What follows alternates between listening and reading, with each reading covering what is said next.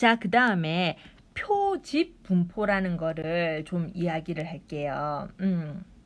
있잖아. 표집 분포는 표본 분포하고 달라요. 자, 우리가 어디 있을 텐데 어디 갔나?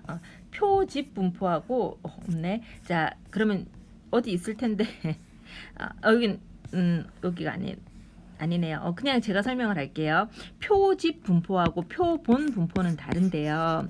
자, 우리가 표본 분포가 뭔지 한번 볼게요.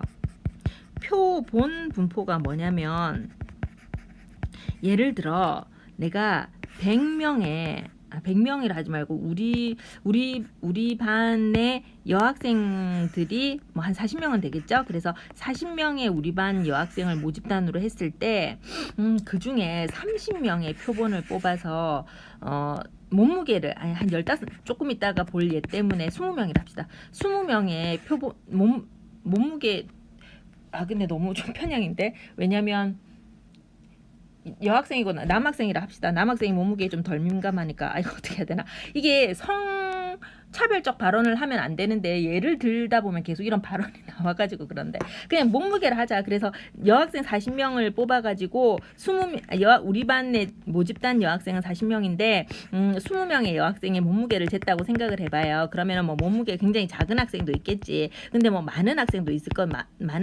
거잖아요. 그 다음에 굉장히 많은 학생도 있을 거잖아요. 그래서 표본 분포가 대충 이렇게 생겼다고 생각을 해봅시다. 예를 들어 자, 그러면 이거는 표본 자체가 그러면 모집단이 이렇게 있을 때 20명의 표본 자체가 가지는 몸무게의 분포가 표본 분포잖아요. 근데 표집 분포는 그런 게 아니야. 표집 분포는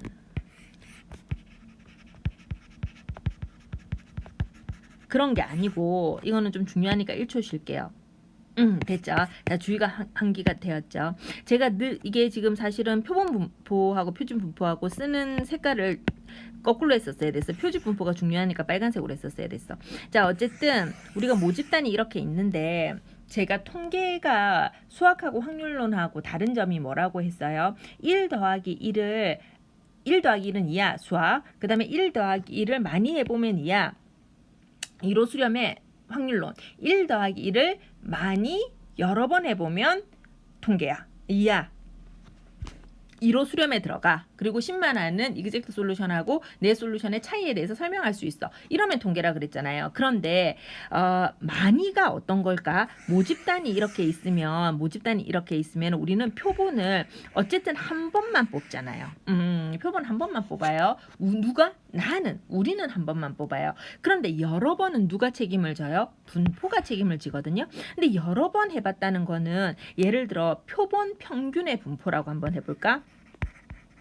표본 평균의 분포라고 하면 이 말 자체가 이상해. 왜냐하면 표본 평균이 분포식이나 있으려면 표본 평균을 한 번만 뽑아서는 분포가 있을 수가 없잖아. 모집단이 이렇게 있으면 표본이 이렇게 있는데 예를 들어 여학생들의 몸무게라 해보자. 그러면 모집단이 이렇게 있으면은 표본을 내가 한 번만 뽑았어. 20명을 한 번만 뽑았어. 그러면 이 사람들의 몸무게는 예를 들어 뭐 그냥 우리 좋게 합시다. 48kg로 합시다. 자, 그래서 그 여학생들의 몸무게는 48kg였어요. 그 48kg라는 표본 평균은 한 번만 나오잖아요. 그러니까 표본 평균이 있을지언정 표본 평균의 분포는 있을 수 없잖아. 그러면 표본 평균의 분포가 있으려면 어떻게 해야 돼요? 분포는 여러 개가 있어야 분포가 있는 거잖아. 그러면은 표본을 이렇게 한 번 뽑아서 48kg 나오고 또 이렇게 뽑아서 49kg 나오고 또 한 번 더 뽑았더니 한 53kg 나오고 그 다음에 이제 인원이 몇 명 없으니까 또 이렇게 겹쳐서 뽑을 수도 있거든요. 이렇게 뽑으면 이 사람은 한 51kg 나오고 이럴 수 있잖아요. 그러면 이제 표본 평균이 48kg, 53kg, 49kg, 51kg 이렇게 있으니까 얘는 이제 분포가 생긴 거잖아요. 자, 그래서 이런 표본 평균의 분포 같은 것이 바로 뭐냐면 표집 분포거든요. 그래서 표집 분포라는 게 뭐냐면 표본 분포는 한 번 뽑은 표본이 생긴 모양이 표본 분포예요. 근데 표집 분포라는 건 뭐냐면 너무 중요하니까 빨간색으로 할게요. 표집 분포라는 건 뭐냐면 통계량의 확률 분포예요. 근데 통계량은 뭐예요? 모집단이 이렇게 있어. 그래서 표본을 뽑았어. 표본에서 뭘 계산했으면 통계량이라 했잖아. 근데 그 통계량이 분포까지 있으려면 어떻게 해줘야 되겠어? 통계량이 원래 한 번 뽑으면은 하나가 있는 거지 분포가 있는 게 아니잖아요. 분포는 뭐 굉장히 여러 개가 있어야 분포식이나 있을 수 있는 거잖아요. 그러니까 통계량을 한 번 계산했다고 확률 분포가 생기는 게 절대 아니야. 통계량을 여러 번 계산해야 확률 분포가 생기는 거거든요. 근데 통계량이라는 건 어디서 나오는 거야? 표본한테 나오는 거잖아. 그러니까 표본으로부터 계산한 통계량이 여러 개 있으려면 표본을 어떻게 해줘야 되겠어요? 여러 번 뽑아야 되겠죠. 여러 번. 즉 표집 분포라는 말 자체가 뭐를 얘기를 하냐면은 표본을 여러 번 뽑았다는 거야. 표본을 여러 번. 자, 그리고 지금부터 이제 이야기하는 내용은 사실은 어떤 거냐면 이런 거예요. 우리가 만약에 수리 통계를 배운다? 그러면 수리 통계를 배웠다고 하면 이거를 막 수리적으로 증명을 해가지고 멋지게 우리가 증명을 할 수가 있어요. 근데 우리 과목은 이게 수리 통계 과목이 아니잖아. 그래서 멋지게 수리적으로 증명을 하는 것을 배제해요.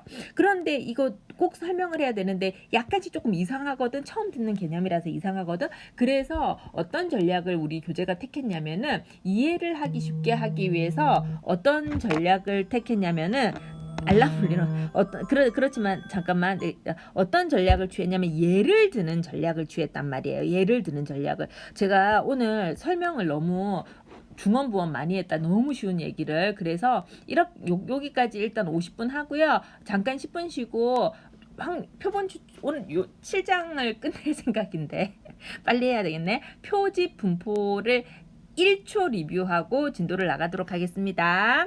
중간고사 끝났으니까 좀 쉬엄쉬엄 하자.